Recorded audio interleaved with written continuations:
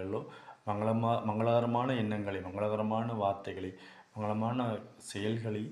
செய்ய செய்ய செய்ய இந்த பிரபஞ்சம் நம்மளுக்கு மங்களகரமான எண்ணங்களையும் வார்த்தைகளையும் செயல்களையும் உடைய நபர்களை அறிமுகப்படுத்தி அருளும் பொருளும் தரும் என்பது தான் முக்கியமான விஷயம். நீர்நிலைகளில்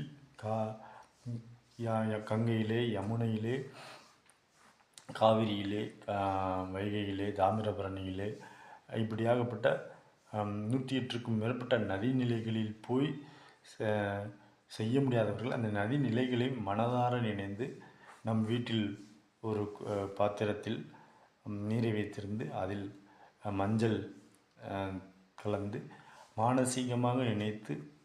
என் முன்னோர்கள் உங்களை நன்றியுணர்வோடு வணங்கியதைப் போலவே நீர்நிலைகளை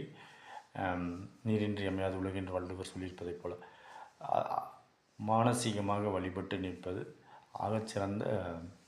எளிய